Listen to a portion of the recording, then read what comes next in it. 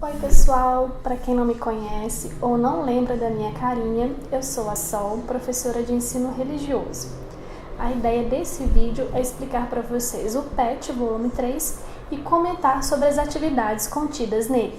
Nesse volume 3, a proposta do ensino religioso é que vocês reconheçam a importância do diálogo, do autoconhecimento e do conhecimento do outro, para que haja relações respeitosas entre as pessoas. Nas atividades passadas, vimos um pouco sobre as narrativas religiosas, da forma da religião se comunicar, seja por meio da oralidade ou da escrita. E antes de avançarmos para as outras formas de linguagem religiosa, que são os mitos, ritos e símbolos, a ideia é falar um pouco sobre as narrativas pessoais, como construímos a nossa identidade e a relação com o outro. E aí entram dois conceitos, o de identidade e o de alteridade. Eles não estão diretamente no texto, mas vocês vão percebê-los nas atividades. E para me ajudar a explicar o que são esses conceitos, vocês vão assistir 2 trechos de vídeos que falam desse tema. Mas afinal, o que é identidade? Ninguém é igual a ninguém, mas ao longo da vida a gente acaba descobrindo que tem pessoas mais parecidas com a gente e outras nem tanto.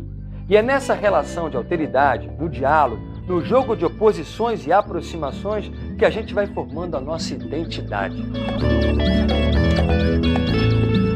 Gênero, raça, etnia, orientação sexual, origem geográfica, língua, religião, herança histórica, posicionamento político, comportamento alimentar, time de futebol, categoria profissional? Vários aspectos sociopolíticos, históricos e culturais podem compor a identidade de um indivíduo. E as pessoas que já não nascem iguais umas às outras tornam-se ao longo da vida ainda mais únicas, originais e diferentes. Diferenças existem, vão existir sempre, e na maioria das vezes elas são positivas. O único problema é quando as diferenças servem de fundamento para produzir desigualdades. E, infelizmente, mesmo em um país multicultural como o nosso, as desigualdades ainda são muitas. Mas será que a gente se dá conta disso? A palavra alteridade vem do latim alter, que significa o outro, né? Alteridade do outro. E curiosamente essa ideia de alteridade está reconhecida como a ideia de que todo ser humano ele interage socialmente com outros indivíduos e tem uma relação de interdependência. E o que é essa interação, essa interdependência? Que nós, em sociedade, estamos em contato permanentemente com outras pessoas e através desses contatos permanece a ideia de que nós somos distintos, diferentes. Quando falamos, por exemplo, em igualdade, é muito mais do ponto de vista social, de tratamento, do ponto de vista jurídico, de coisa desse nível. Porque todo ser humano é diferente de todos os outros seres humanos. E essa noção do outro, essa noção que diferencia, ela carrega na sociologia uma importância nos últimos anos, 30, 40 anos, muito grande. Porque é pensar que a diferença é a afirmação da diversidade. E é garantia, na verdade, de que a diversidade ela é importante. Em resumo, identidade é o conjunto de características próprias e exclusivas de um indivíduo, podendo essa identidade ser individual ou coletiva. Quando pensamos em identidade coletiva, falamos do compartilhamento de várias ideias e ideais de um determinado grupo. Como vocês viram no vídeo, além de se referir àquilo que faz eu ser eu e não a Maria, a identidade também se relaciona com o reconhecimento de outros como iguais a mim. Por isso cita a religião, o time de futebol, a nacionalidade. Formamos um grupo, um coletivo, porque temos coisas em comum. Mas e aquele que é diferente? Aí o conceito de alteridade, que é a capacidade de enxergar o outro como um ser diferente, com valores e crenças próprias, sem generalizar. Um valor que se liga a esse princípio é a empatia, ou seja, a capacidade de se colocar no lugar do outro e tentar sentir o que ele sente. E a valorização e o reconhecimento do outro nos permitem conviver de modo harmonioso com pessoas de diferentes culturas, religiões, filosofias de vida e modos de pensar.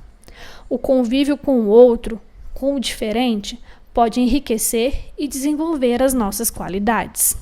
Com essa reflexão, partimos para as atividades. Na semana 1, o tema é Conviver é partilhar, dialogar é comunicar. O que é diálogo e o que é comunicação? A comunicação é um tipo de troca. Podemos trocar informações, conhecimentos, ideias, sentimentos, entre outros. Para haver troca, é preciso interação, conexão entre as pessoas. E aí surge o diálogo. Diálogo requer saber ouvir e saber falar. Nem toda conversação é diálogo. Para haver diálogo, é necessário alguém para transmitir a mensagem e alguém para recebê-la. E esses papéis devem ser alternados. Ou seja, não somente falar, mas ouvir. Não somente ouvir, mas falar. É necessário também empatia. Olha ela aí de novo. Saber se colocar no lugar do outro e estar aberto a opiniões contrárias.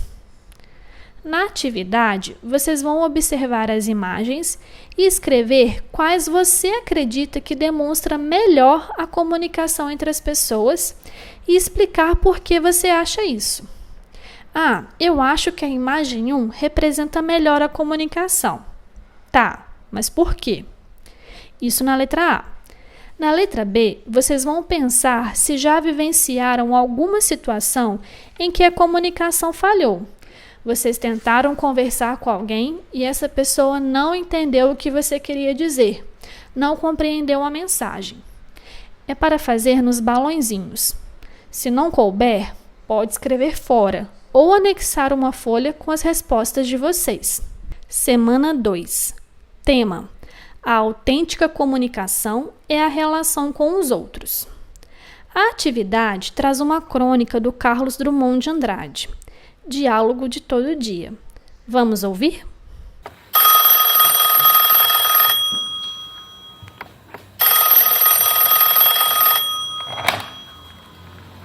Alô, quem fala?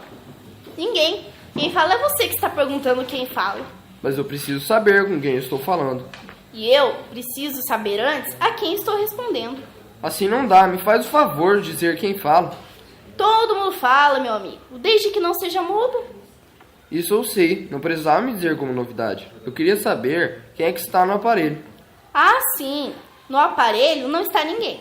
Como não está se você está me respondendo? Eu estou fora do aparelho. Dentro do aparelho não cabe ninguém. Engraçadinho. Então quem está fora do aparelho? Agora melhorou. Estou eu, para servi-lo. Não parece.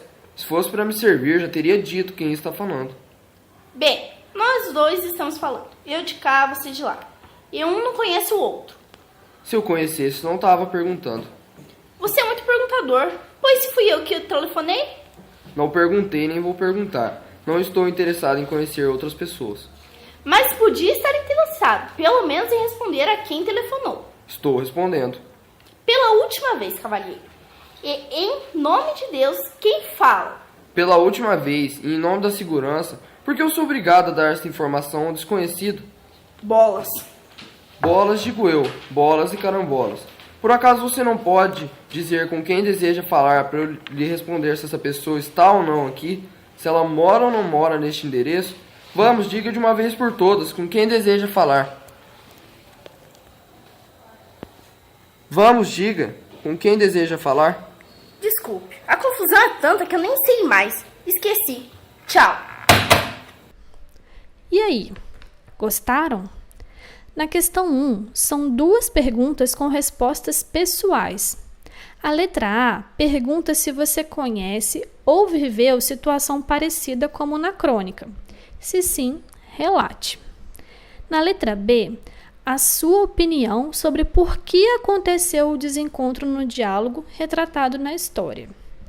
Já na letra C, se você não quiser pintar, pode marcar as atitudes que você acha fundamentais para uma boa comunicação.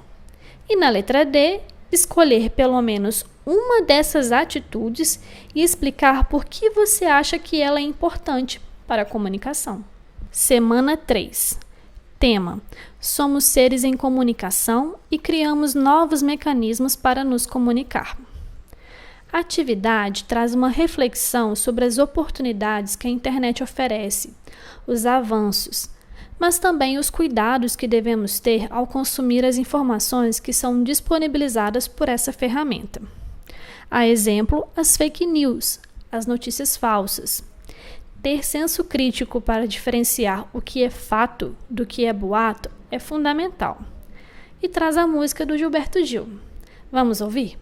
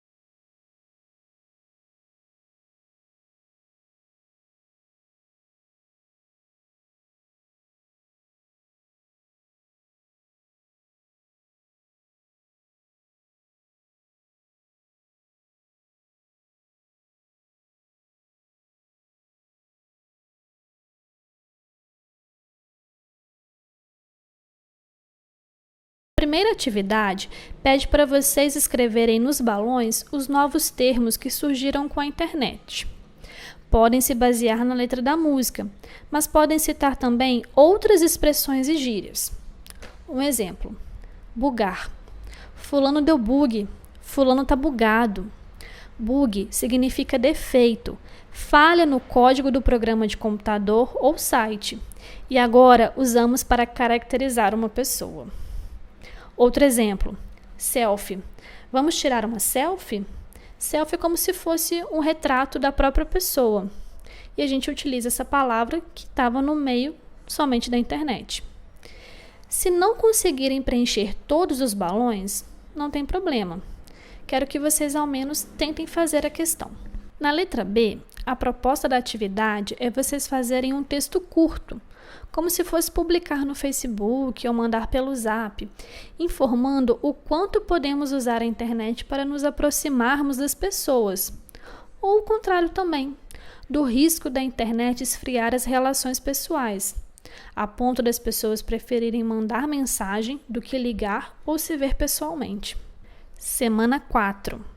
Tema: linguagem simbólica para comunicar o que não cabe em palavras. As atividades falam sobre o coronavírus, de como mesmo com tantas informações sobre a Covid-19, tem gente que não leva a sério a doença. Na letra A, pergunta a opinião de vocês sobre por que isso acontece. Na letra B, viralizar significa espalhar rápido. Quais dicas vocês dariam às pessoas para que se espalhasse rápido os cuidados durante a pandemia? Na letra C, é para vocês escreverem um recado para alguém que vocês gostam. O que gostariam de dizer a quem amam? Pode escrever ou pode desenhar. É para registrar nesse espaço que está aí.